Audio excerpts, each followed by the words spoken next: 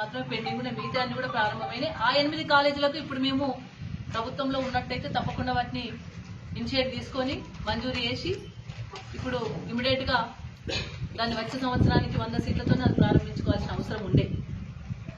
మరి ఇక్కడ మేము ప్రజల తీర్పును శిరసా వహిస్తూనే రేపు మెదకులో అభివృద్ధి కావాల్సినంత జరగాల్సిన అవసరం ఉంది. మెడికల్ కాలేజ్ ఎక్కడాన్ని ప్రశ్నించే అధికారం కూడా మాకుంది. డెఫినెట్ గా మెడికల్ కాలేజీని వచ్చే సంవత్సరం 2024 జూన్లో ప్రారంభించే విధంగా ఇనిషియేట్ తీసుకోవాలి. ఎందుకంటే ప్రజలు గెలిపించింది అభివృద్ధి కోరుకునే గెలిపిస్తారు ఎవరైనా సరే. మరి అట్లాంటి అభివృద్ధిని పక్కన పెట్టి పట్టించుకోకుండా వేరే వాటి మీద దృష్టి పెట్టి కక్ష సాధింపులకు దృష్టి పెట్టి వాటి అన్నిటి మీద దృష్టి పెట్టి అసలు అభివృద్ధిని పక్కన పెడితే ఎవరు కూడా సహించరు, ప్రజలు కూడా సహించరు. మేము కూడా తప్పకుండా ఎప్పటికప్పుడు మీ దృష్టి తీసుకురావాల్సిన అవసరం ఉంటుంది. మేము మంచిగా పాజిటివ్ దృక్పథంతో చెప్తున్నాం, పాజిటివ్గా చెప్తున్నాం. ఏదైతే మెదక్కు మంజూరైందో మెడికల్ కాలేజు దాన్ని వచ్చే సంవత్సరము ప్రారంభించే విధంగా చూడండి.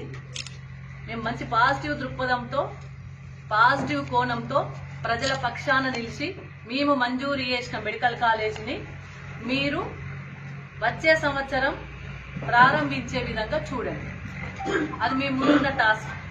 మేము మంజూరు చేసింది ఎందుకోసం చేసినాం? పేద ప్రజల కోసం మంచి వైద్యం అందాలి మెదక్ జిల్లాలని చెప్పేసి చేసినాం.